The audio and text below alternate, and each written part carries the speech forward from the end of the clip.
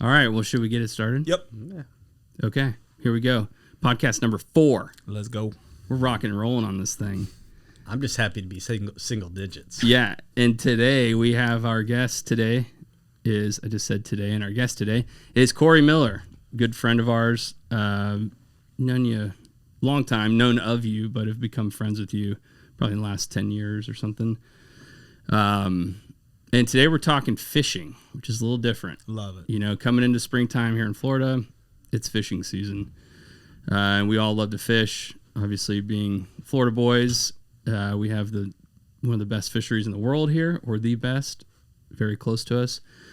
And Corey is an exceptional fisherman. And we wanted to get you on, talk a little bit about your experience over the last year or two, some of the trips we've been on. Specifically the swordfish trip. Yeah, we got to talk about that one. Yeah. But there's some funny, other stories and things. Talk about some tips and tricks, and let everybody get to know Corey Miller. Yeah. Well, I appreciate y'all having me. I'm not sure about the exceptional fisherman comment, but I do try hard. How's that? I made a note when I was coming up with this outline. I don't think I put it in the outline, but maybe I did talk about how Corey likes to take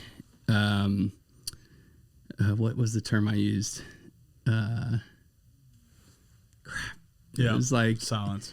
You're a risk taker, but you have a safety plan in place, and I love that. Like you're willing to go on any trip, you take us on some of the most exciting fishing trips we've been on. Mm-hmm. And I love you got it all prepared, and you're like, I've never done this before, but we're ready.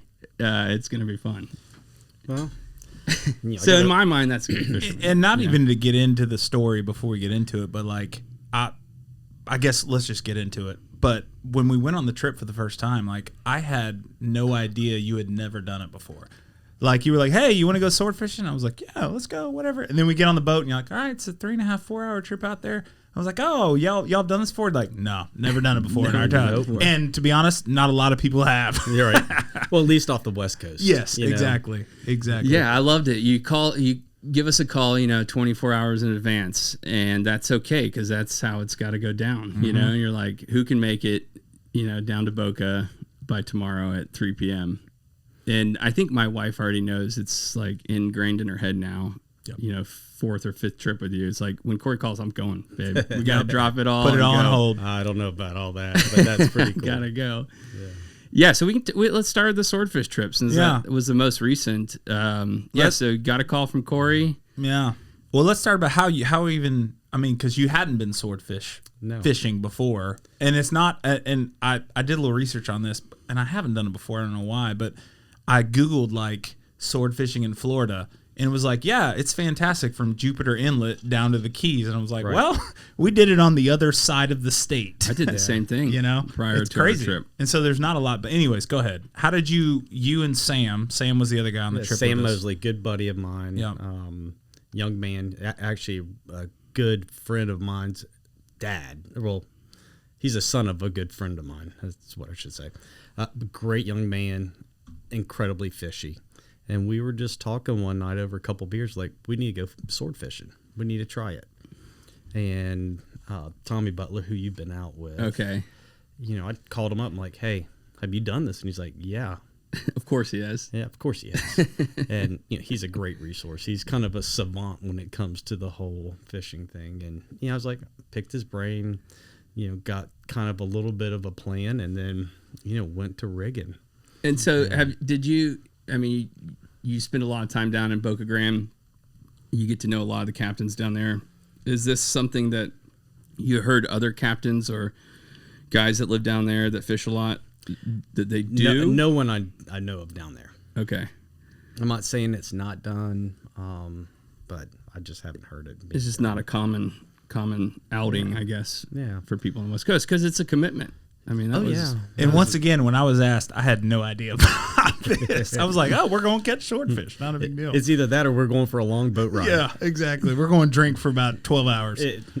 At least. Yeah. Exactly. Probably closer to 24 when we got done. Yep. Yeah, and so just to set that up, we left your ramp at 3:30 in the afternoon, I think, 4 o'clock, something like that. We went 162 miles. That's it. West southwest. Okay, because I remember you set up my wife's phone on your satellite phone. It drops like the crackers to where we are in case of emergency. And when we got back, she said, where were you guys fishing? It looked like you were in between Mexico and Cuba. And I said, we pretty much were. Yeah, we were right there. Yeah. So it's a long ass haul. Yeah. When people ask how far did you go out, I just tell them all the way. All the way. Yeah. I love it. No, that was a pretty good trip getting out there. And, we spent the night, obviously. Yep. Yeah. We got to get to what, like 1,500, 2,000 feet of water or something like that? Yeah, we were in like 1,700. Wow. So That's crazy. Wow. And not to get off a side note, but when I think of deep sea fishing, and I've been with other people before, like, it's not a fun trip out there. Like, if you have any type of chop or wake, it's just like ba-boom, ba-boom, ba-boom. But Corey has the boat of all boats, which I will say, the Freeman. Absolutely. And we got blessed with good weather, Yes, too. That I yes, know was yes. part of the yeah, plan. more importantly than anything, you need good weather. Mm-hmm. And that's part of the 24-hour notice, Yeah. because here in Florida, that weather will change in a heartbeat. Yeah, But I mean, I don't want to spend the night on a boat in a rainstorm. me neither. Yeah. Well, I mean, the last time I think we went yellowtail and snapper fishing, like, we were running for storms the Yes. whole time. Yep. Yeah, the red snapper. And I was like, we were catching, here comes the storm. Let's go to the next spot. Yep. Yeah.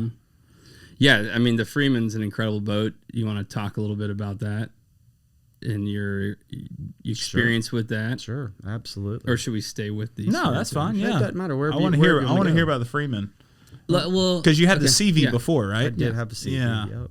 Yeah.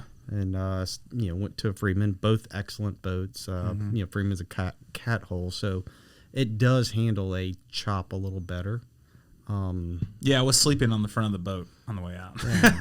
But they're both excellent rigs. I mean, both excellent. But it worked out great. I mean, it has a lot of room. We were able to put everybody on the boat. I don't think we got crowded while we were out there. No, and there was five of us. Five of I us. think. Yeah. Yeah. So Yeah, we that had was incredible. Let's talk a little bit about your preparation for that. I know you and Sam spent hours the night before that day.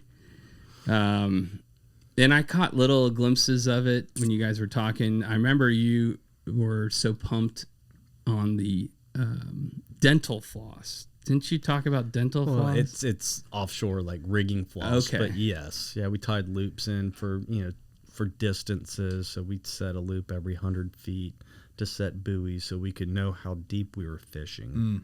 I didn't. So even know remember the that. 2-liter bottles we used with Oh, a glow yeah, stick yeah. in it. Yeah. That was our buoy, and it just had an offshore clip to it, and that's what that loop was for. So you put that offshore clip in it. Gotcha. So then you could set the different rods, set the buoys at different lengths. So we went 300 feet out on the first rod, 300 feet down, then a tip rod right off the bottom of the boat, down 300, and then 100, 100. Wow. So And so we get out there, it took about 5 hours. probably 4. We deep dropped it a was little bit 4. on the way. Oh, that's Remember true. we We fished? did. That's right. Yep. Yeah. So Yeah, about 4 hours to get out there. So it's getting dark. Jamie, Corey's wife, made us a delicious chicken and yellow rice. That we Yeah. heated Oh up yeah, I on the forgot about boat. that. That was so good. there's nothing thank you, like Jamie. Yes, thank you, Jamie, for that and a lot of other things. Oh, Yes. absolutely. Yes. Absolutely. But yeah, that is key. Is having that hot meal on the boat just changes everything. It does. Oh god, yeah. You need that. You forget how little you will eat when you're busy fishing. Yeah. And And I I thi- won't go into the ceviche yet. We'll get there yeah, with the I was red about to snapper. go into that. Let's stay Okay. on the swordfish Okay. because Okay. ceviche is the bomb. Yeah, so we go out. It's 4.5 hours. We get out there. It's dark, and when you look around, there's nothing, like nothing around you at all, because you're halfway to Mexico almost at that point. Yep. And we drop lines in the water. Yeah. and that was kind of it. After, and me and Jesse, like, we're just along for the ride, essentially. Right. We Like, did I no had no rigging, idea how no to nothing. It fish was for just like, swordfish. I'm just do learning. this and watch your line. Yeah.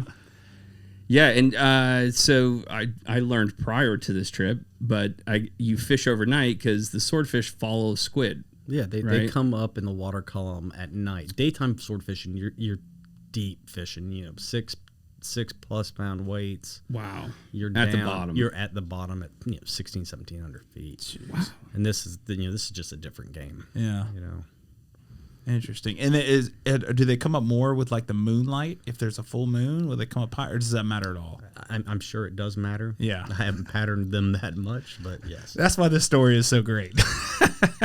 Yeah, I mean, so we're out there. It's getting late. We get to our spot. We drifted the whole time. Obviously, you're not going to anchor that deep. But we weren't using a trolling motor to keep us in a spot. You're just going with the flow, and trying to stay in that depth range or that water column area. And we're drinking, blaring music, hanging out, having a good time. And then it gets to, I forget what it was. Was it like 2 o'clock in the morning or midnight?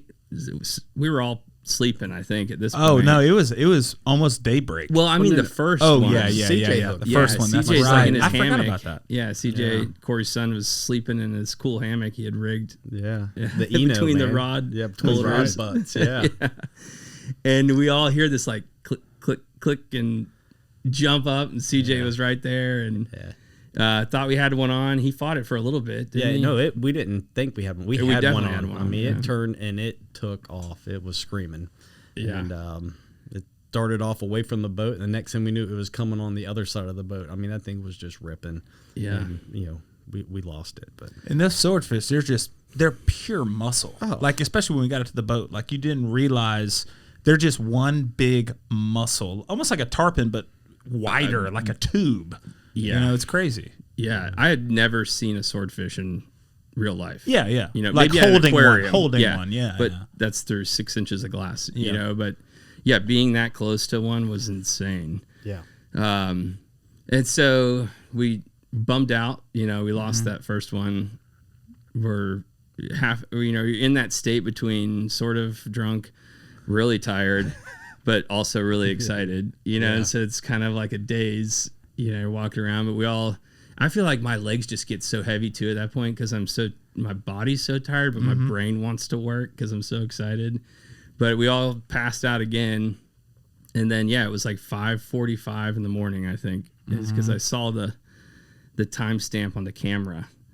And again, same thing. You hear the click, click, click, click, click. And everyone's awake. Run to your stations, get your stuff ready, and that was that rod off the front of the boat. Yeah. Corey hopped on, and these are not electric reels. Let's make that clear. He's having to reel this in 1,500 feet or more, which is insane. It was awesome. Yeah, it's so funny because we were all like dead asleep. And out there, it's pitch black. There's just stars. You're kind of on the waves a little bit. So you're sleeping. At least I was. I don't know about y'all. I was sleeping really well. Yeah. Because Corey has bean bags on his boat. And so we were kind of sleeping. And then, but the second you hear that click, it's just like, boom, you're wide awake. You're like, what's going on? It is funny how in tune your brain is to that click because there's other noise, motors running, pumps running, Wind's blowing. Yeah. But I didn't sleep really good until I stole 2 bean bags and made a bed out of it. And I'm sure you guys hated that. Or I think Sam was like, I wanted to take one from you, but I felt bad because I didn't know you that well. CJ's like the nicest kid. Yeah, well, I'm in saying the entire Sam. world. I think Sam. CJ was in his hammock, and Sam's like, man, Jesse's got 2 bean bags up there. Like you snooze, I guess you win in that sense. Yeah, you definitely won. I got some good rest for an hour or two, but then you hooked up, which actually, from a photographer standpoint, you couldn't have caught it at a better time because that was beautiful. The sun's coming up right at that time. I mean, it took a solid 2 hour and 45 minutes, something like that. It took a minute. Yeah, it took us a little bit to get them in. And the thing too is, I think I'm not sure. I vaguely remember this. Like we were almost about to call it. I feel like we were like 15 minutes out. I think we had an alarm set that this is when we need to start working our way back in. Yeah. I don't remember that point. Yeah. I remember, and it was just like tick, tick, tick, tick. I'm like, no way. Right. And then, Yeah, and then it gets serious. Everybody doesn't want to be the person that fucks it up. yep, I almost did it.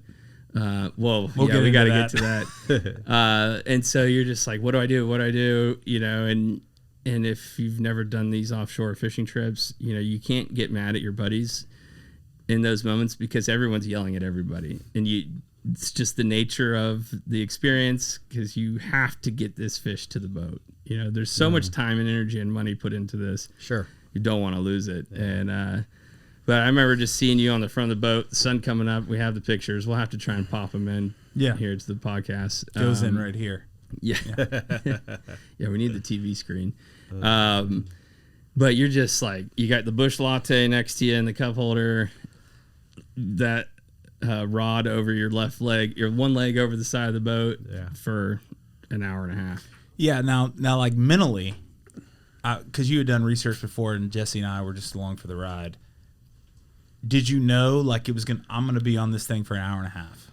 I knew it wasn't going to be quick. Yeah. And what was really ironic, a lot of the research I did, they're like, sometimes within the first 10 minutes, you're going to have a shot at the boat or at the fish. And I don't know if y'all remember, we got it up. We could see the glow stick within like the first 10 minutes. I do remember that. Yes. And then it saw the boat and it stopped about 1,000 yards later. Yeah. I mean, it almost dumped us. I mean, we almost got spooled.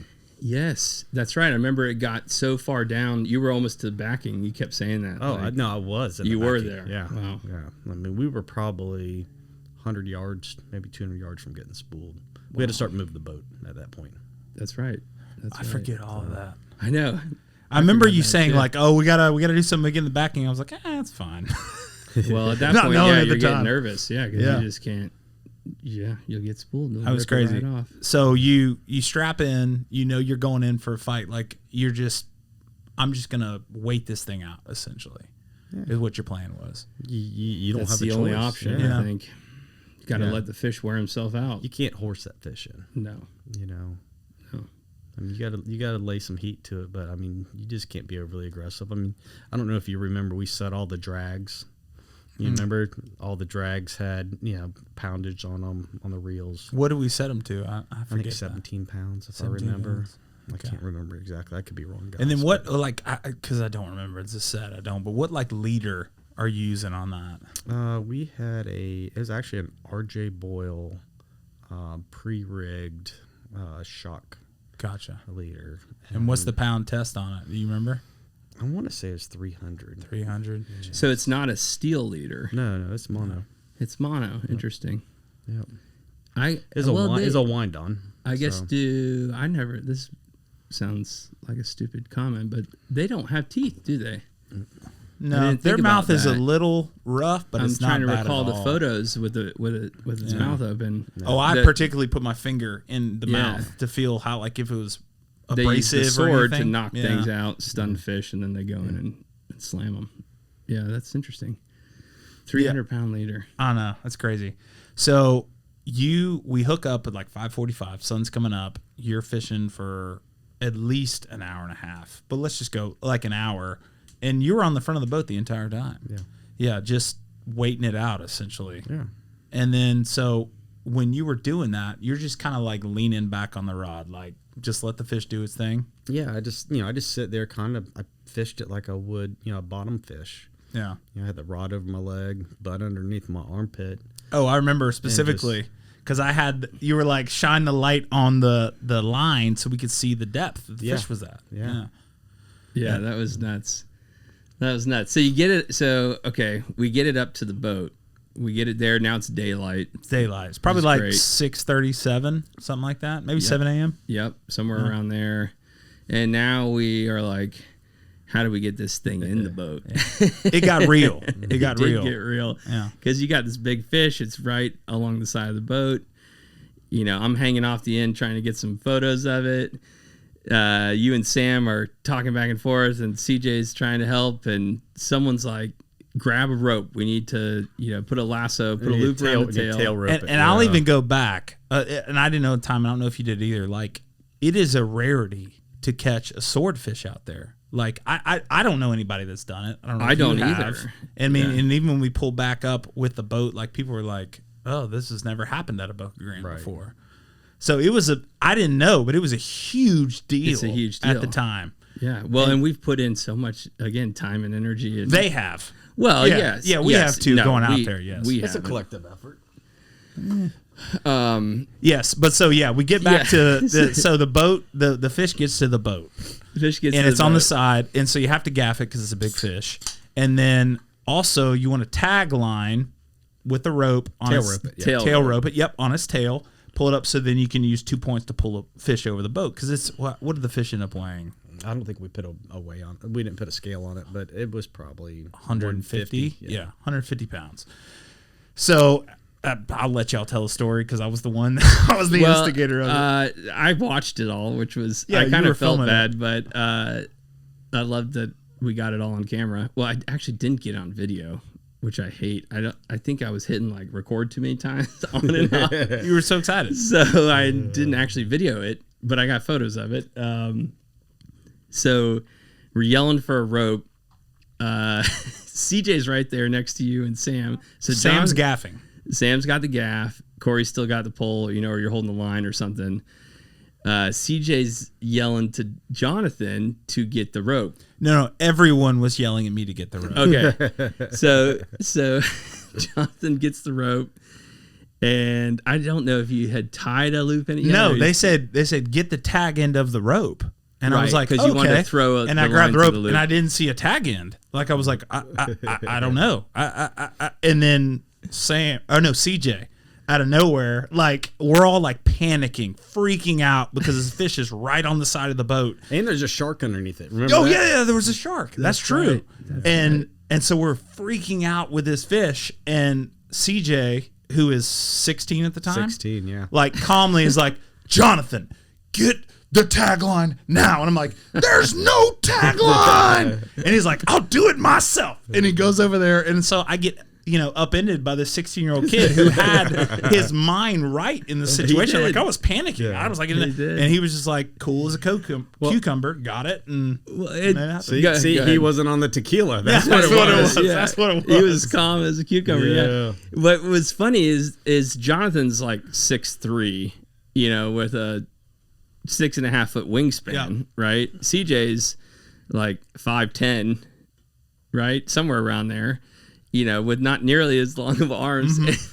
CJ's hanging over the side of the boat, and Jonathan's holding his legs. ankles. Yeah, his ankles. So he doesn't fall in. He kept screaming back, "Don't let me go!" And Jonathan's like, "I'm not gonna let you go." And I'm thinking to myself, "Why don't these two switch?" Because it's gonna be much easier for Jonathan to reach down there. See, he goes in the water. CJ Who didn't cares? trust me, which was a smart move on his part. He was like, I don't know, not this guy. I'm going to do it. I'm not letting my dad lose his fish. It was great. So I'm just snapping photos of Jonathan like leaning back, holding CJ's ankles, and he's hanging over. It was definitely a tag team effort. It was. It It took all hands on everybody. deck, yeah. It was fantastic. And then I think it was probably like the second gaff. I think it was 1 or 2 gaffs and then we got him in the boat. Yeah, you guys horsed him in, and then it's like this wave of euphoria. You're just Yeah. like, we did it! It's here! Yeah, and Everybody just went nuts. It was perfect. Like the sun was coming up. It's perfect. Like last minute of the trip. And then all this happens, commotion, chaos, and then we won at that point, you know? Which I didn't know how big of a deal it was until we got back. Yeah, and that was a good sized swordfish. I mean, there are a lot bigger ones obviously out there. yeah, They sure. get what, 700 pounds, 800 pounds. But again, to catch one out of Boca Grande on the West Coast like that on our first try was incredible. I'd rather be lucky than good any day. Absolutely. I love it. And that too, we'd never done it before. I mean, we as in you had never done it before. So I mean, that alone in itself is like, Yeah, it's a huge win. Absolutely. And then I love so now we get in the boat. You had the Ron Z rum.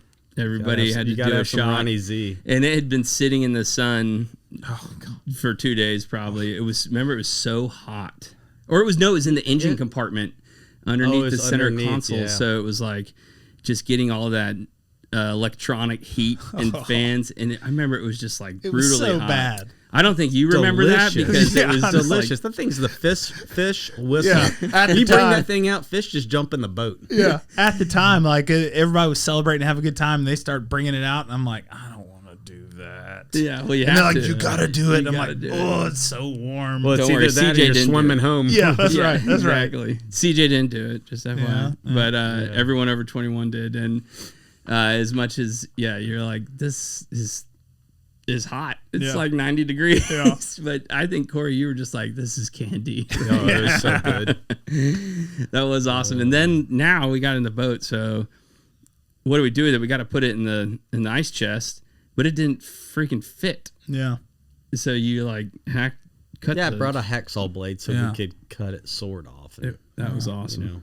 Yeah, and even in Again, that, one of the tips I got from Tommy. He's like, bring a hacksaw blade. I'm like, all right. I didn't even think about that. So because it I wouldn't mean, have gone in. no, and it's not like we were on a small boat. You know, No. like the ice chest would have fit anything but a swordfish because the nose extends obviously. Yeah. But that was Did you crazy, ever get man. anything done with that sword? It's funny actually. RJ Bull called me today. Oh wow. Really? Because I sent it down there to him, and he's going to do some artwork on it and put it in a shadow box. Man, I can't wait to see that. You'll have to send us some pictures. Yeah, absolutely. Man. That'd That be was cool. honestly one of the best fishing trips I've ever been on. It was Just amazing. but how it worked out, it was amazing. Yeah, It really was. Yeah, I think more than anything, it's about the experience, right? Absolutely. Going out there, Yeah. you need to be prepared. Yeah. But I like trying different stuff, Mm-hmm. you know, and I think that's where the fun is. Yeah, absolutely. Yeah, and we tried a couple other spots on the way back. Excuse me. But I think at about noon the following day, we all. I keep burping. Sorry. So- Yeah, no, you I've been had doing you it the had whole time, sorry. yeah, you had Um, at that time we hit those spots and then we decided to cut it in and you were at that point. I don't know if you hadn't slept and you were just passed. I was done. out. Well, I was gonna say that about noon that next day, I hit this wall where I wanted to fish, but there's a part of me in my head too. I'm like, I don't want to fish anymore. Like I am so exhausted. Well, I and love we this, and I hate saying that because there's never a time that I don't want to fish Yeah. like that. But I'm like, I'm just so wiped out. Yeah. Well, it was hot, It was hot. and we were burning off ice. Yep. So if you remember that, we needed to get in so we didn't lose all the fish we caught. True. So we needed to roll. No, that's true. And Yeah. I forgot we did catch a lot of fish on that trip too. When we got It's back, fun. we cleaned them for a while. yeah, we had a good time. We really did. Yeah, and so we start heading back, and I hit the floor, Yeah. passed out, and Corey cranked up the music. Yeah, And there's a good chance you're deaf in your right ear. from Yeah, that. Yeah. Everyone we let kept it rip. drinking besides Sam, or besides CJ, obviously. But Jesse was passed out, like between the center, like console part and the side the of the boat, just speaker. like passed out. and two speakers on Yeah. the side of the boat, And just my 90s head's right rap. there Oh, in, yeah. in the Blaring. beanbag, and it's just full blast right It was in my head. gangster rap the whole Yeah, way it in, was, dude. it was. It was OG. Yeah, I love the picture of like the swordfish dead on the opposite side of the boat when we Yeah. got in, and then me dead on the other Yeah. side. Yeah. This is what happens when you go swordfish.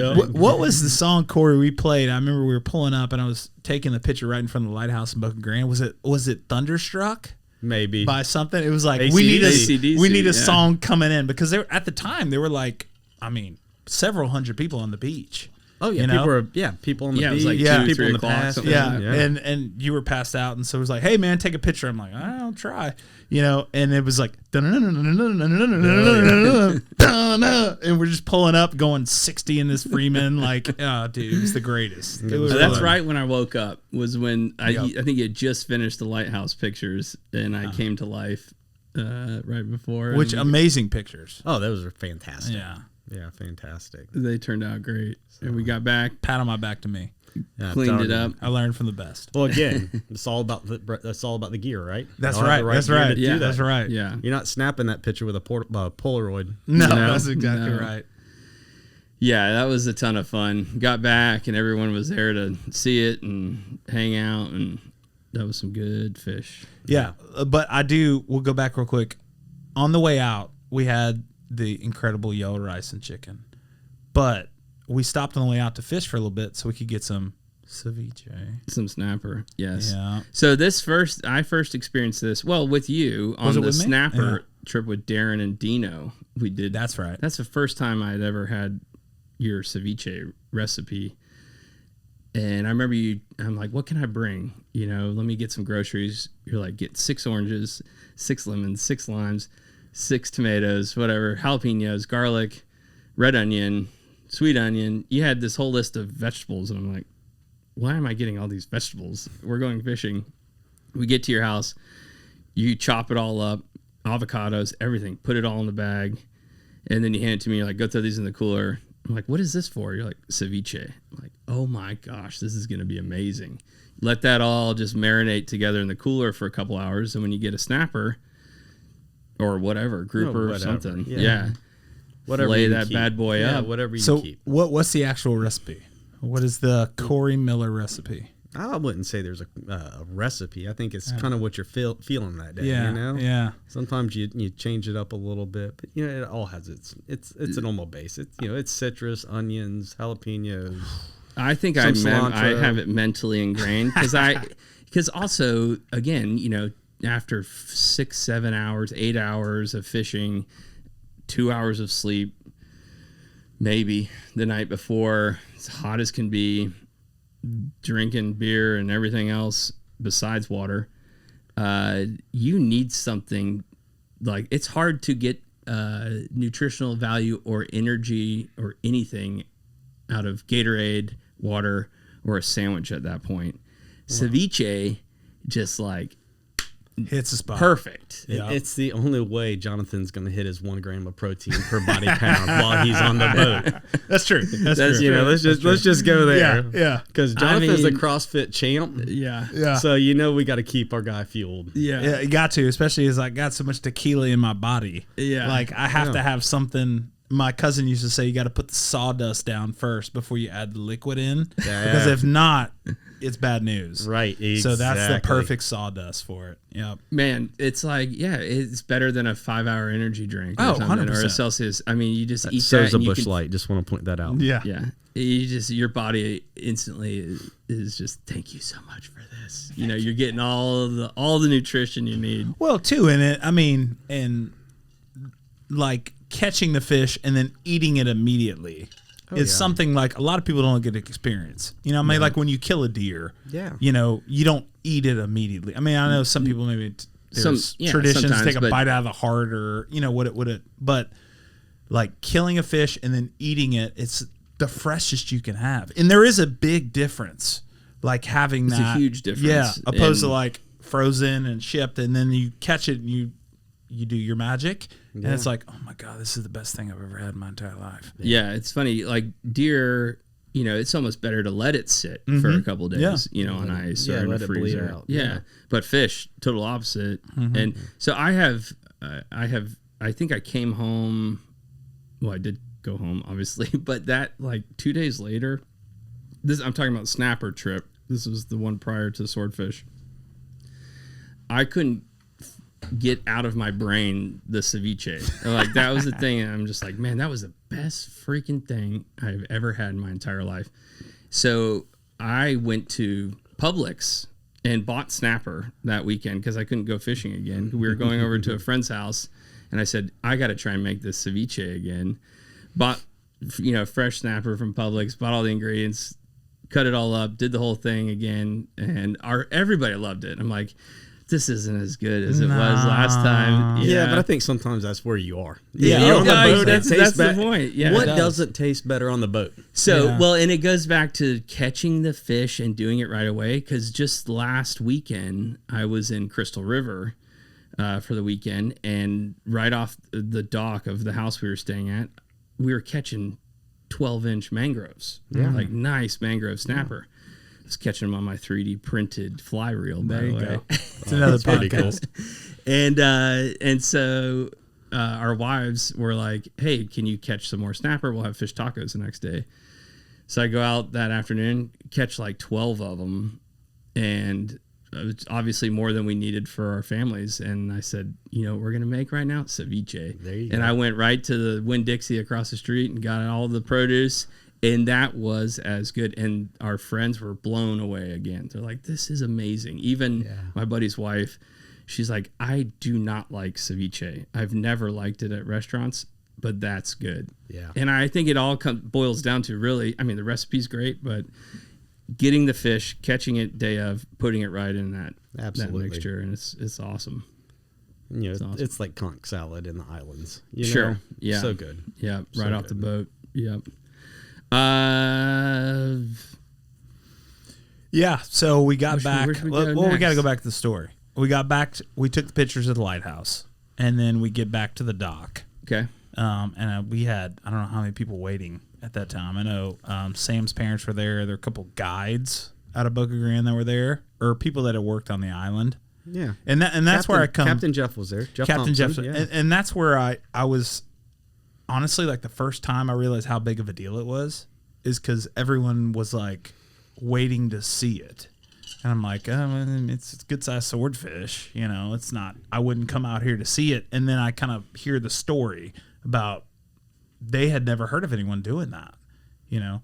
And that's where I'm like, I just went on a trip where no one has done this, and this guy YouTubes how to do everything, and it was it's the best trip fishing trip I've ever been on. Yeah, it was pretty cool. amazing. Like I think we should turn one of those photos of all of us, like I'll make it black and white and frame it, and we need to go sneak it into like Miller's Marina and hang it on the wall. we got lucky, you know. And I wouldn't say nobody else has done it. yeah, I mean, I don't think it's something that's done a lot. routinely done. I mean, Yeah. it's an excursion. Yeah. It's a commitment. Has your boy Tommy done it at all before? Yeah. Oh, he has. Yeah, he's okay. done a lot. He's Let's can we talk about Tommy? sure. So Tommy my- won't ever see this. Well, he might. won't care. He He might. might. Okay. And I'm not. This is credit to Tommy, man. That Oh, guy 100%. is. I want to tell the story. The fish first time whisperer. I went. So first trip with you was hog snapper in the CV out of O'Neill's Yeah. Marina, which I never knew you could catch hog snapper with a rod and reel. I always thought you had to spearfish them, but you had this cool knocker rig. Well, not you invented the knocker rig, but you're like, let's use the knocker rig, put a little piece of shrimp. And I think I remember you telling me like you were in an area where it went from like hard bottom to sand or something like that. Yeah. No different than when you're diving, you see them. Okay. I mean, same type of habitat. Same, yeah. And sure enough, I think CJ wait, was how the first how one far to catch out? one. How far out were y'all for that? Was it ways out or 35 no? miles. No. We're in like 40 feet of water. Okay. There's some good rocks out there. You can go out deeper for them. I mean, people shoot them all the way out in the middle grounds. I mean, so they're out there, and they certainly get bigger in a little bit deeper water. But we did good. Yeah, that was awesome to be able to learn that you can actually catch hog snapper. Yeah. And then I remember the motor went out. Yeah. And Yeah. and we were just like, man, this is gonna be a long ride home. But it was still cool. I mean, that we saw those dolphins jumping in the back of the wake because we're going the perfect speed. I mean, we just converted it to the dolphin sightseeing tour. Exactly. You know? I don't know if you paid your bill since either. Yeah. You know, because we had an extra fare on that one. It is funny that people come down here from every other state and they go on these dolphin tours and on this pontoon boat. And I'm like, if you just rented a boat, you would see so Yeah. many dolphins. You know, they're everywhere. Well, and so then we, you know, a couple years later, we do a red snapper trip with Darren and Dina, that's right. and we're out really far. And I remember Darren's like, "Those are tuna. We got tuna." And I like run up to the front of the boat and I'm like, "Those are baby dolphins, dude. Those aren't Yeah, tuna." He's like, yeah. "No, I swear I saw tuna." I'm like, "I don't think you saw tuna." and then we got it on video. we saw like yeah. 500 dolphins. they- and They dolphins almost look like spinners, you know? Yeah. Listen, when you fish in Florida, you don't like to see dolphins because that usually means the fish aren't going to be there. But that was pretty cool to see that. I've never seen that many That's dolphins. really cool. I've been off, 60, 70 miles and had a pod of tarpon come by the boat. Oh, wow. Like that many, like Just enormous. 500,000. And I assumed they had gone offshore Wow. to spawn and they were coming back. Are they in. rolling at that point when they're that? Yeah, they're daisy chaining. Yeah. It is wild. that is so. I mean, that's also to me one of the coolest things about going offshore. Flying fish, coolest Oh, fish everywhere. in the world. They're everywhere. I love seeing flying fish. Yeah. I know it's so childish, but it is like to me just No, always it is the not coolest- childish. That is the at coolest all. fish. I mean, you see this fish take out of the water Yeah. and literally hang in the water for like 6 to 7 seconds outside. It's flying. Going the at that same point. speed as Same you speed as the boat. on the boat. It's Yeah, it's cool. incredible to see. That's cool. All the different creatures, the jellyfish, everything, the massive shrimp coming up at night and stuff. And going out there at night like we did, that's when you see all that Oh, and crazy the lights under the stuff. boat. Yeah, it's crazy. It's amazing. You know, you see it all in books, but to experience it in real life is insane. Yeah. Okay, so back to Tommy Butler. So the second trip I go on you with, you give me a warning. You're like, hey, just FYI, this guy is a phenomenal guide, but he's a little off the charts. He's you know? intense. He's intense. Yeah.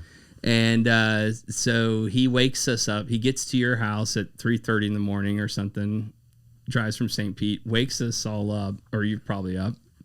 It starts giving Corey shit about like things he hasn't done or things he needs to fix on his boat. Oh, yeah. You know, it's like, hey, what? Wait, I'm paying you to come on my I'm paying boat. you and you're giving me orders. It's yeah. you know, so I got it right off the bat. We get out there. He anchors in like 5 minutes or less. I mean, the guys in that to me was so impressive. The way he could just swing the boat around, drop the anchor, and put you right in the perfect position. You know, first try or second try, which is extremely hard to do when there's currents and wind and all this stuff. Gets Darren at that trip. It was just you and I and Darren, I think, and CJ. No, it was no. Jimmy. Yes, and Darren. Yes, And- it was the three of us. Okay, and Darren Four had of us. fished with him before though, so he gets like the first pinfish on, you know, hooks a pinfish on his hook, and TV tells him to drop it, and I mean like, I don't know, 2 minutes later, Tommy turns around and starts yelling at Darren to reel up because he's got a fish on, and Darren's looking at him like, I do not have a fish on, dude. I just dropped this down there. He's like, reel your effing line up. You've got a fish on. And Darren's like, okay. He starts reeling. Sure enough, man, like that rod just boom bent over, and Darren's like, what the hell? Starts cranking up. And this Darren huge- is an avid fisherman. Yeah. Like he's not like a newbie or anything. he so he would have known. Yeah. He just was as surprised as all of us Yeah. that, you know, 60 seconds after dropping his bait down, he didn't feel a bite. And No. Tommy's like, you got a fish on.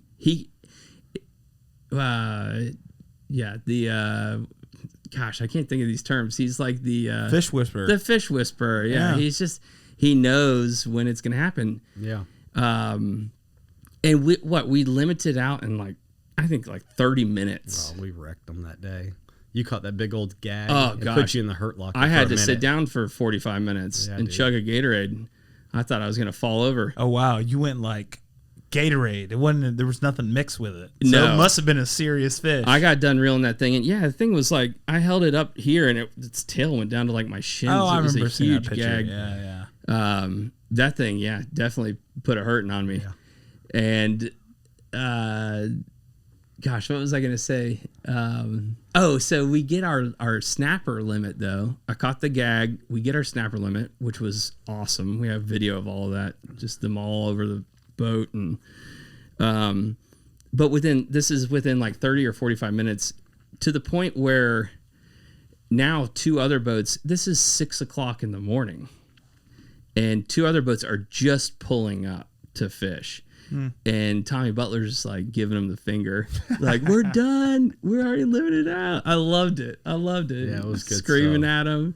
And so then we're off the rest of the day. We were trying to get a Warsaw grouper, I think.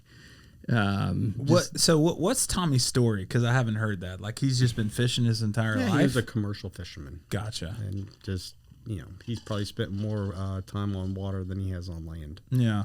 And he's just good. I mean, he really is hyper intelligent when it comes to fishing. Yeah. It's like a sixth sense almost. It really is. It 100% is. And he has this Pelican case with all of his numbers. I remember you charts. telling me this. Yeah. So I think you guys were all sleeping. I'm sitting next to him.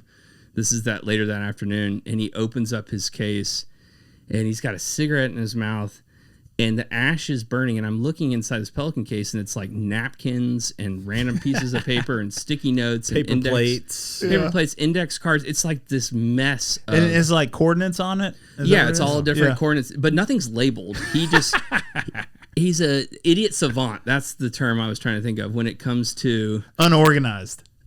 what? Nicer way. Unorganized savant.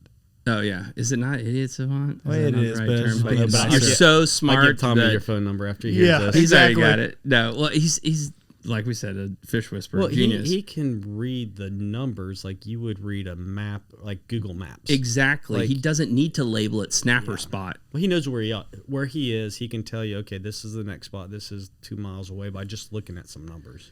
Very good. And that's crazy. If you haven't ever been deep sea fishing before, like it's a wasteland when you get out there. Once you get out past like 30 miles, it's just like It's a number. It's numbers. Yeah, it's numbers. But it's like the horizon. I remember saying when we went, because I'd never been that far out before. Like you get out there and you almost lose your bearings in a way.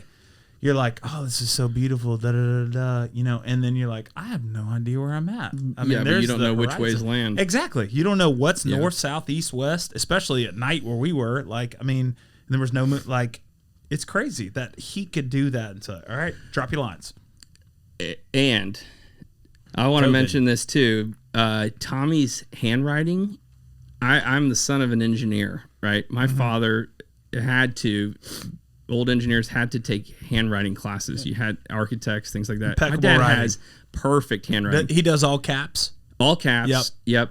Tommy's blows my father's out of the water. Really? It is perfect. No Have you ever noticed way. this on his coordinates? It's amazing how perfect his lettering and handwriting is.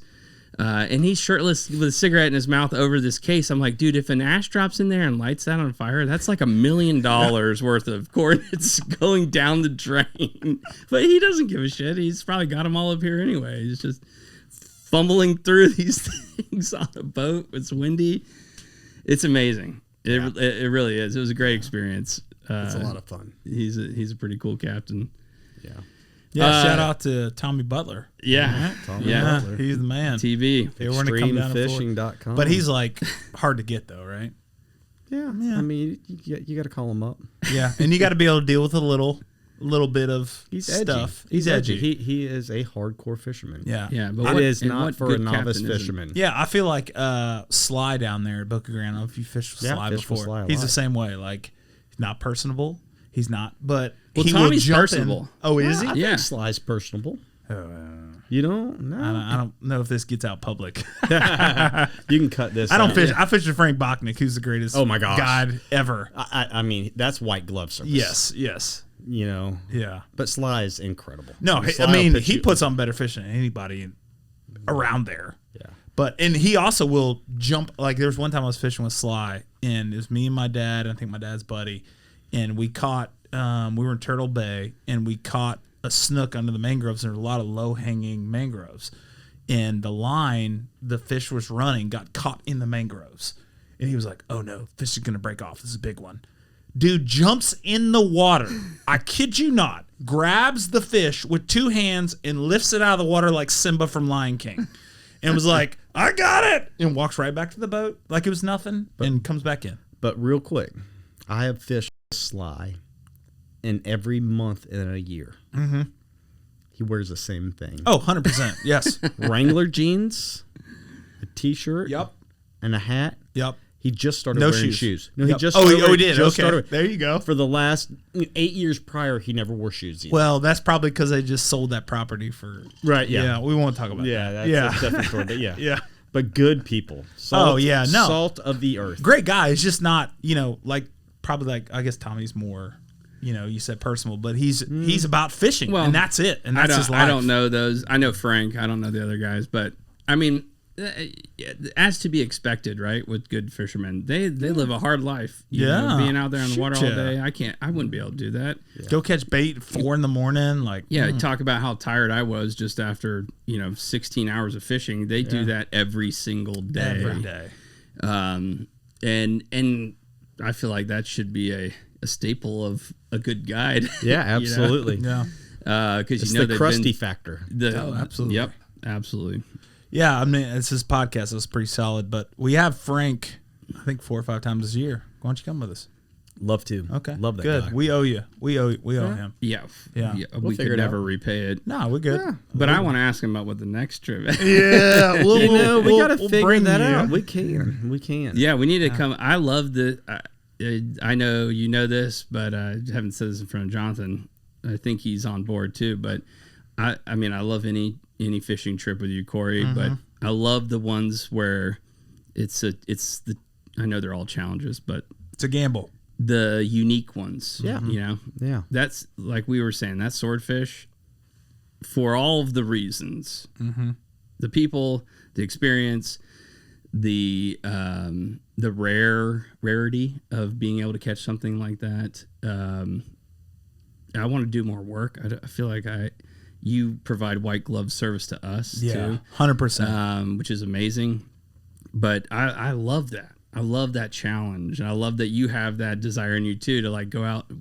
What have I not caught? Let's Yeah. go get it. Yeah, Yeah, no, that- Yeah, That's so cool. so what's on your bucket list? Like you haven't done, because you've done a lot. That's a great question. You've caught a lot of fish. Yeah. Is it maybe like marlin or? I mean, I've caught marlin. I Yeah. haven't caught marlin in the Gulf. Yeah.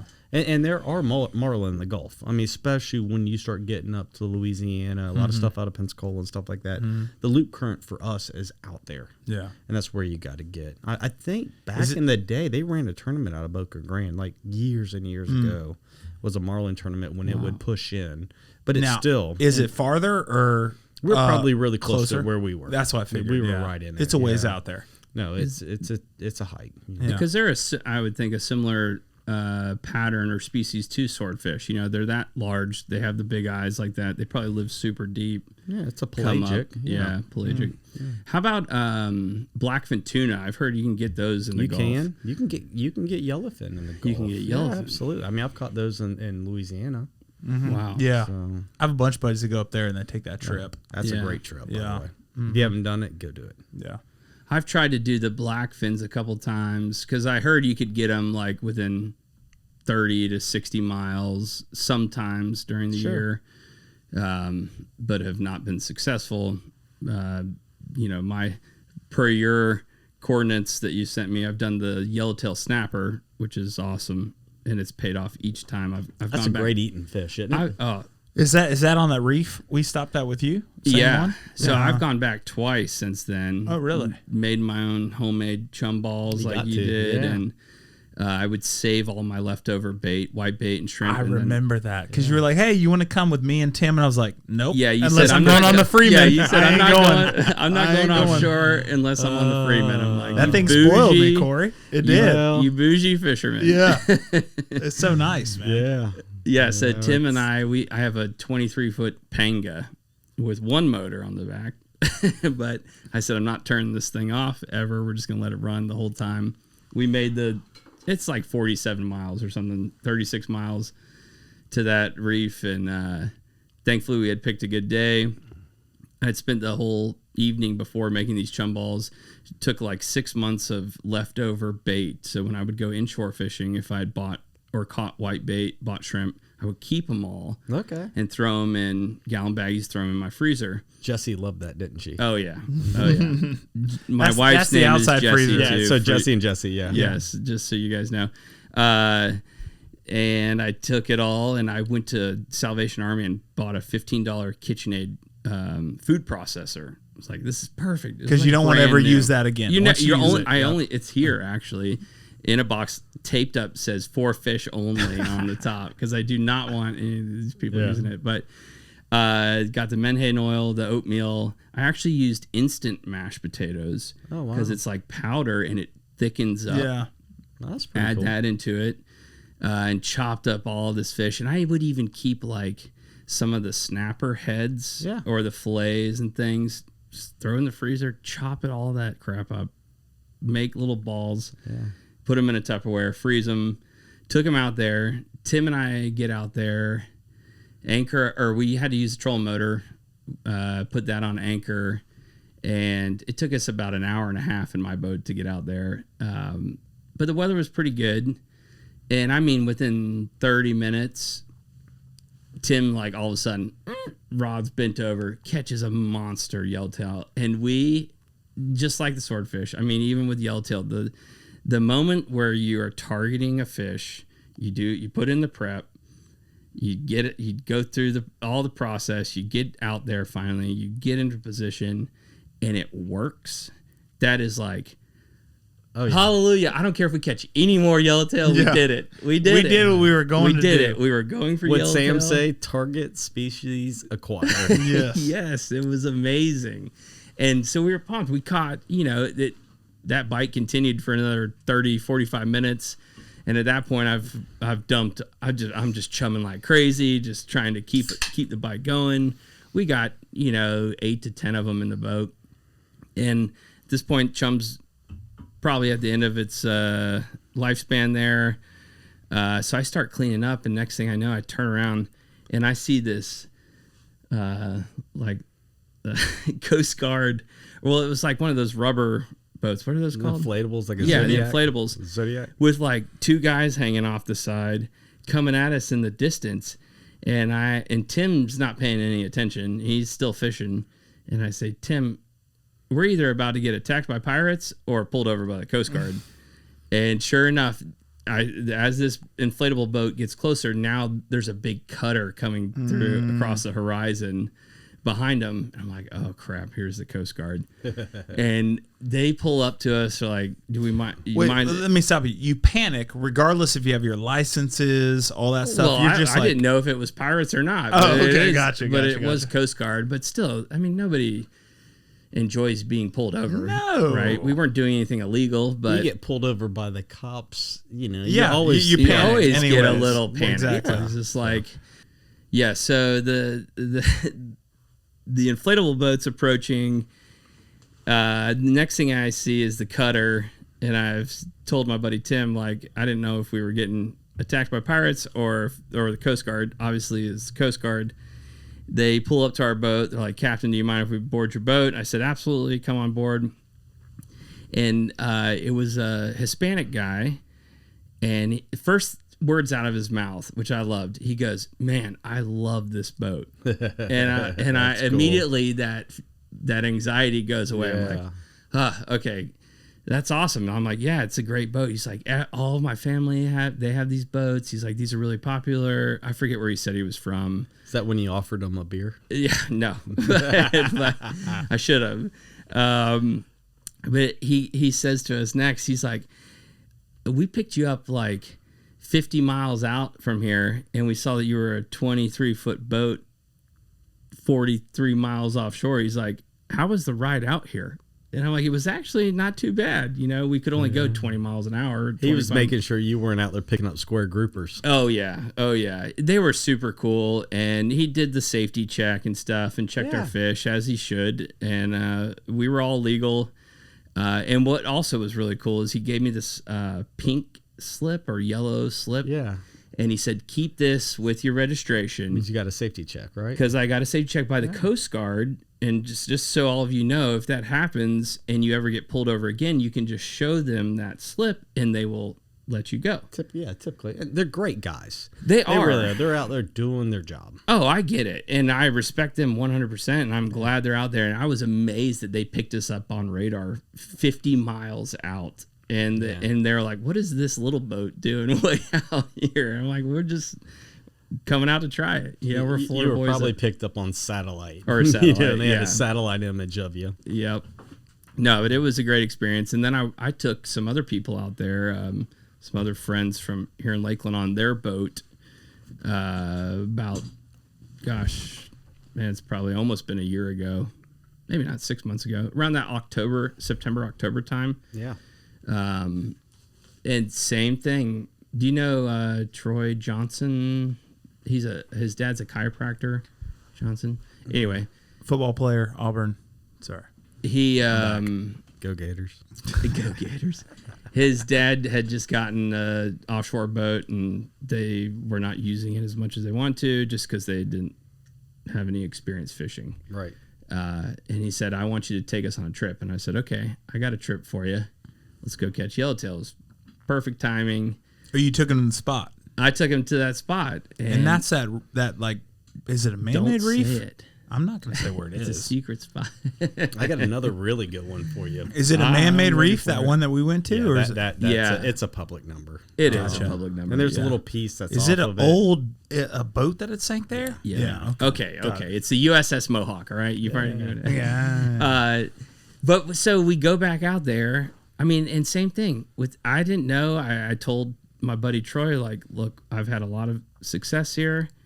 Did this same trip, like literally to year to date, you know, a year prior with Tim, and had success. I'm like, let's try it again.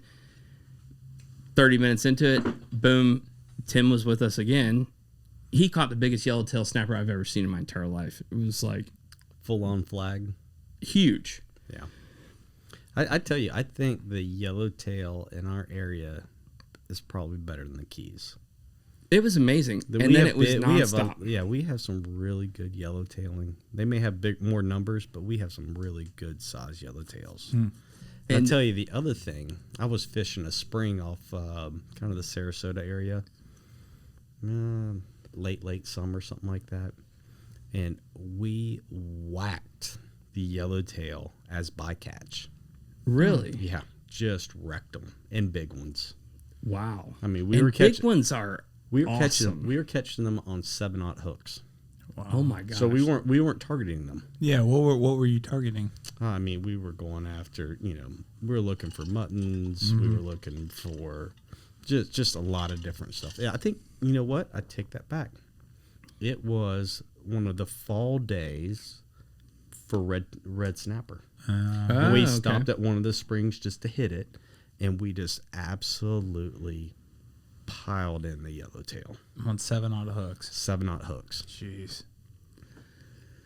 It's crazy. Yeah, I mean, and yellowtail again is delicious. Obviously, such a good eating fish, and they're good fight. And you got the challenge with the barracudas and the sharks attacking them. You get not to to get back on this. So because I know with yellowtail with you, like it's a throw, reel, keep it moving type of situation, but you're not doing that when you're deep sea fishing. So was it like, let's try for yellowtail, or was it like, oh, we got a yellowtail, let's... No. So we were bottom fishing, yeah. and we were catching them, on either a knocker rig or a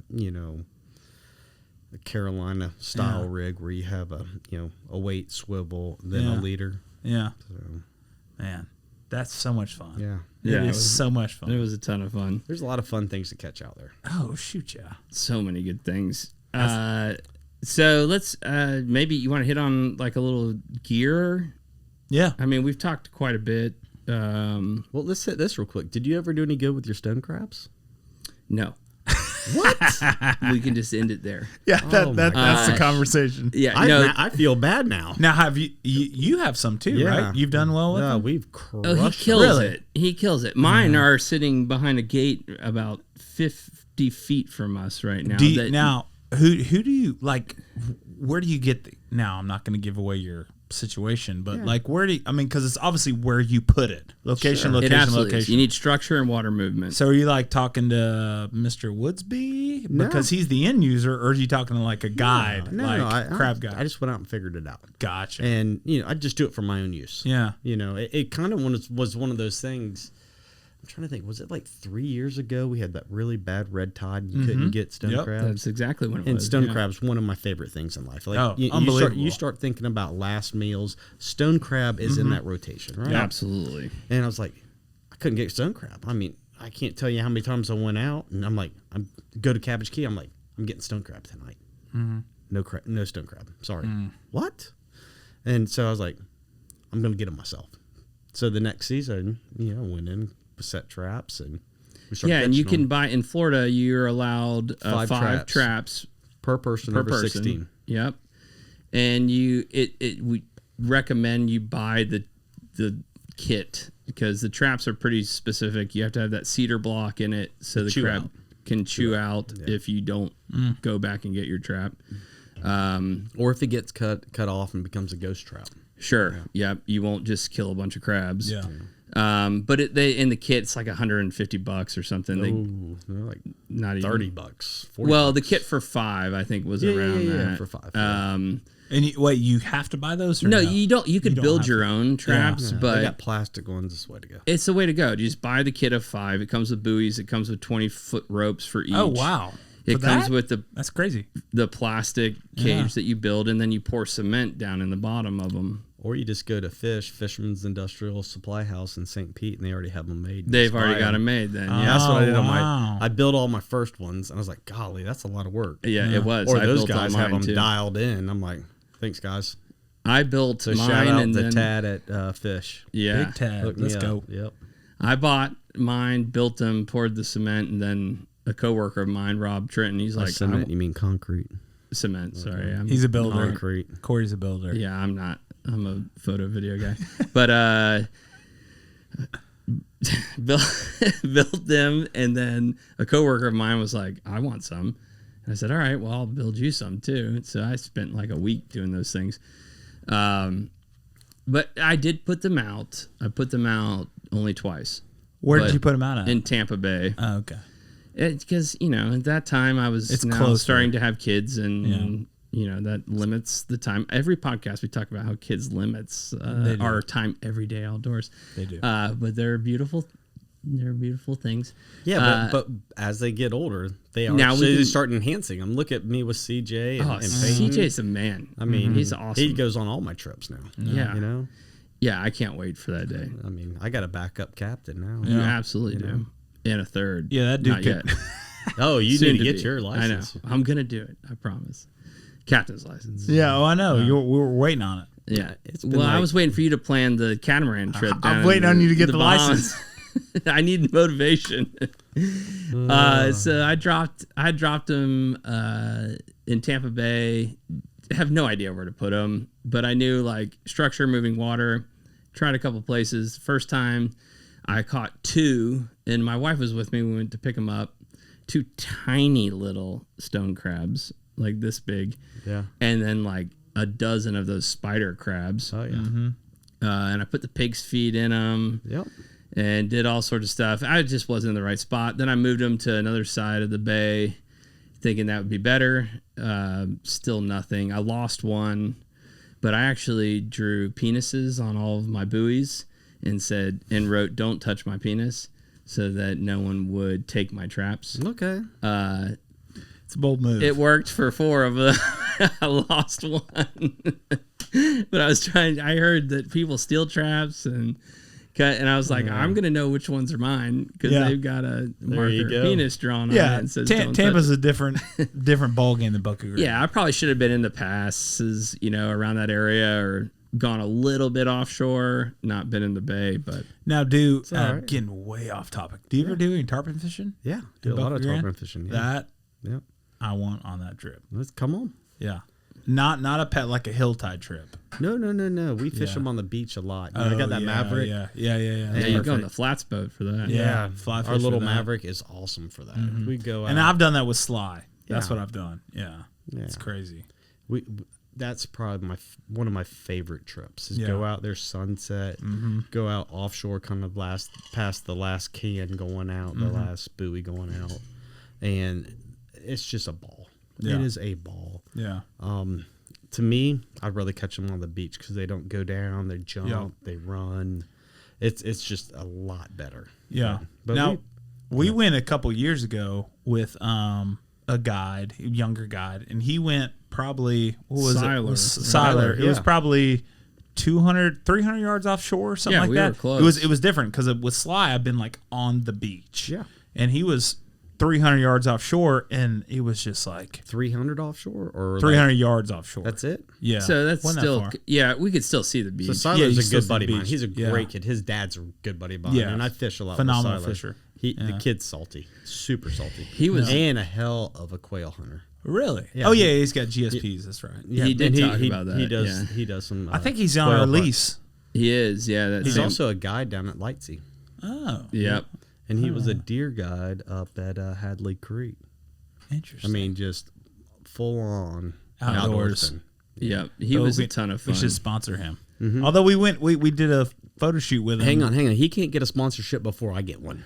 That's You right. I'm just got saying one. that You right got now. one. No, I don't know if we should talk about this on the podcast, but yeah, we need to wrap Corey's boat in Florida camo and There we go. start the Everyday Outdoors charter Full send. business. Yeah. Captain Corey Miller and I think he's first doing mate well. Jesse Larson, and we'll get some guide service going. Yeah, There we go. That'd be Tommy good times. Butler's head captain. No, just Corey. Nah, it'd be good times. Good times. Yeah, that was a good trip. Siler's a great dude. He was a ton of fun. And Yeah, I think we I hooked caught- up on like 3 or 4. Yeah, I caught a nice one. I remember we got it up to the boat, and that was awesome. Yeah. But those sharks, dude, there were freaking huge sharks. Yeah, hammerheads. Like 12-foot, 14-foot hammerheads Oh, yeah. right next to the boat. And I remember the one I was on, I think I was catching it or somebody, or you were catching it, or Dan. He's like, open the bail. And I'm like, why do I open the bail? But I just follow to get instructions. Open the bail. And he's like, let that fish run. And he starts the motor up, and boom, sharks run away, and then we'll just go follow the fish. But he has that's trust funny. in the line, but let that fish get away from the shark, Yep. or else I'm going to be the one that causes it to get eaten. So that and I don't think you remember this because that was the fish you were on.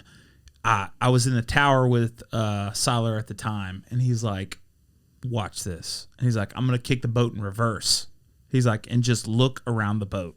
So he kicked it in reverse, which you do when you have a tarpon on a lot of times, or you go after it, one or the other. But he kicked in reverse. And all of a sudden, you see like 7 hammerheads come around the boat. Like they know the sound. Oh, They yeah. know when It's the motor crazy. kicks into gear. Yeah. They whoop. You got a fish. The on. dinner bell. Yeah, exactly. It was wild. Yeah. And he's like, we got to let this fish get away from them, and we'll go chase them. Yeah. You know, I'm like, wow, that's crazy. It's pretty cool. Yeah. So what's the next trip? You tell us. We have one in May with Frank, which if you want to go on, Sure. Are y'all scuba certified? Yes. he is. I will get super certified. Scuba certified. Had a few. We're gonna get you another tequila. Yeah. I am. Yes. I've been looking at BCs too recently. I'm So about to so make the my purchase. next well likewise. I've been certified since college, Same here. but I haven't done It was a an tremendous. elective. Y'all are like so awesome. took that at Y'all are Florida. so Florida awesome. Southern or Florida. UF. Go get Yeah, it. sorry. Yeah. I did it with John Appleboom, Sergeant Appleboom. Yeah. And I remember, I'll tell this real quick. We were at the pool, and he's like, when you jump in, you got to turn around and give me the okay sign. I jumped in, started swimming around. Next thing I know, these 2 feet, boom! And John Appleboom is a large man. Deep six divers here off Edgewood. His feet come down right in front of my face, and he grabs my BC and rips me out of the water, and I'm like, oh my gosh. He goes, are you okay? And I'm like, yeah, I'm fine. He's like, well, you didn't tell me you were okay. And I'm like, oh my gosh. All right. Yeah. I got it. You know, like Yeah. that rule is stuck in my head now. Details, right? I will not forget to give you the okay. He scared the shit out of me. So anyways, so going to Yes. that, my next thing is I want to start doing some spearfishing. Let's do it, man. So Let's go do it. down and start checking out what's down there. You Yep. know, How deep is I love like that. for like scuba? Like how deep you want to go opposed to like free dive? Because you hear about a bunch of my friends. I've actually done it before too. It was like free diving for lobster. we in do the that. Keys. Yeah, we do that. But you're talking about like Well, it depends. I mean, there's a lot Hanging of around for conversation in that with scuba diving because it depends on if you want to equalize and stuff like that. Mm-hmm. You know, it just depends on the trip. Look, I'm getting close to 50. Okay. Free diving ain't is happening. rough over 20 feet. Oh, or less. I mean, Yeah. to go down Or and try to get a less. lobster, good gosh. Yeah, because Yeah, we did it in like 15 and under. Yeah, so Yeah. we went this past year, we went down lobster, and it was deeper where they were. I'm telling you, I about wore myself out. There's sometimes you just got to come up and float for a few minutes. You know what I'm saying? Yeah. I was So down in the it's Bahamas rough. on a video production trip, actually filming yellowtail snapper, Yeah. and it was all underwater. We're shooting everything underwater, and the talent we had hired was a woman. She was a pro surfer and a professional free diver. This sounds a little bit dicey. But, Um, girl Jessie, she knows all about we're going to it. have to go to break. And Cut this out. they had she was married to a guy who had grown up in the Bahamas. We were in the Exumas. I can't remember the island, but they owned their own island. He had a salvage company and a plane and a runway on his island. I mean, they had all sorts of stuff, but they had all these friends that were badass free divers. They would go like 90 feet. Oh, yeah. Oh, my There's some guys that are just animals. And then hold on to I watched them. I tried to do it, and I was going like 10 feet, like going right back to the top. Yeah. You know, When that pressure hits you, when you get about less 15, you're like, oh, it's like panic sets in. it's insane. Yeah. And they would go down so deep, and then just hold on to a rock. They're totally calm, Yeah. looking, shoot something, grab it, come back up. No problem whatsoever. Crazy. It's so impressive. yeah, It's it insane. is. Wait, so what's the trip now? I'm with you though. Scuba's the way to go. Well, yeah, I mean, yes and no. But yes, it's maybe a little bit less sport, but goodness. it's fun. Yeah, I mean, it's kind of like you're down there trying to get lobster out. You know, it's Yeah. kind of like a dance. You got to kind of tickle them or whatever. You start running out of breath, you start rushing. Yeah. Yeah. And now you push it one time, you touch him one time wrong, but he is back in that rock and he is stuck like Chuck.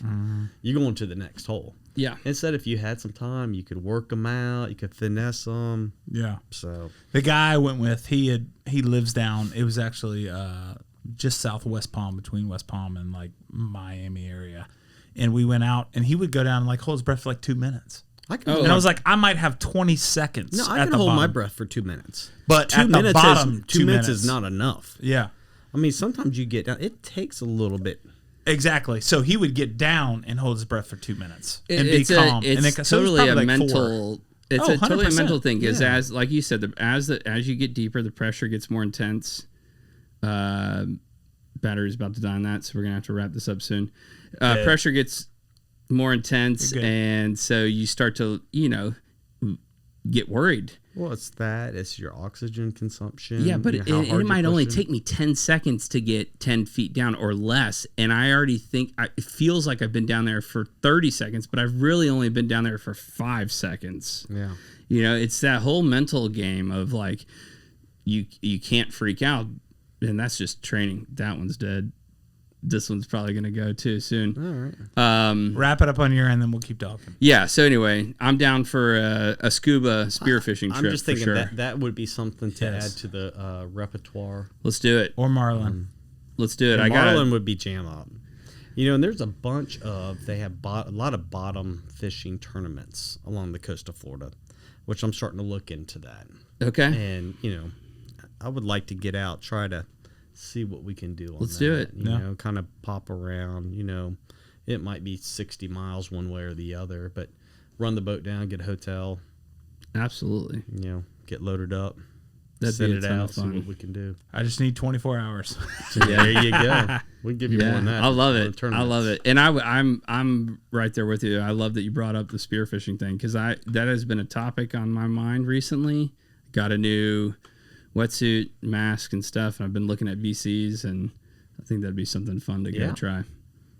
Yeah, I love it. It's All put right. on the books. Yeah. Well, thanks, Corey. I Hey. appreciate you being here, man. It's always a pleasure talking to you. Yeah, I feel like we Likewise. could have Good gone another friend. hour. What's that? We could have gone another hour. Oh, easily. I mean, totally could've. We haven't even started talking about hunting yet. We're still Oh, on yeah. fishing. So, I mean, just think about all the other things we share in common. Well, we'll get right? you back for a hunting episode for sure. There we go. We'll get through the summer, maybe do another fishing one, and then Yeah. get you into the hunting world. Yeah. Yeah, thank you guys for listening. Hope you enjoy, and we'll see you soon. All right. Thanks for having me. See ya.